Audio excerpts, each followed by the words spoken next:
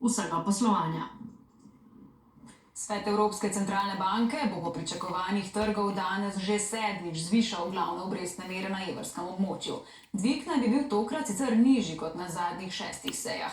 Znašal naj bi 0,25 odstotne točke.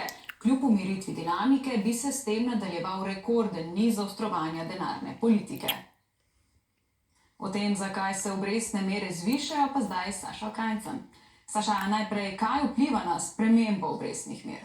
Kot vemo, so obrestne mere stroški izposojanja denarja, nekateri jim rečejo celo cena denarja. Pri najemu posojila se z banko dogovorimo, kolikšna bo letna obrestna mera. In obrestne mere, ki jih določijo banke pri dajanju posojil ljudem in podjetjem, se navadno spreminjajo z obrestnimi merami, ki jih določa Evropska centralna banka. Na obrestne mere vplivata tudi povpraševanje po posojilih in njihova ponudba. Povedano drugače, koliko denarja želijo podjetja in ljudje porabljati in vlagati in koliko denarja je na voljo. To je tako, kot če želi, na primer, veliko ljudi kupiti kruh, vendar ga ni dovolj, takrat se cena zviša. Zakaj obrestne mere zviša Evropska centralna banka? ECB je centralna banka za evro. Ne določa obrestnih mer, ki jih plačujemo za posojilo ali prejemamo za bančno vlogo, vendar nanje vpliva. Kako? Poglejmo.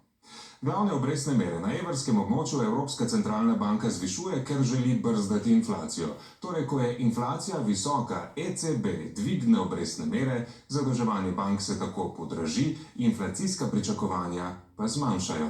Če je zadolževanje bank dražje, postane varčevanje privlačnejše, obresti za posojila podjetjem in ljudem se zvišajo.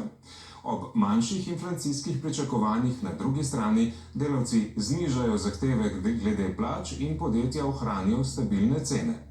Vse to zmanjša povpraševanje in prepreči se plačno-cenovna spirala, ob tem pa je inflacija nižja.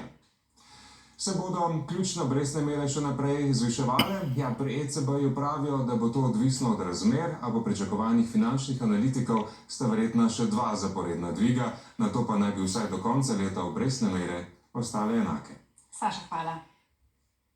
Na tuje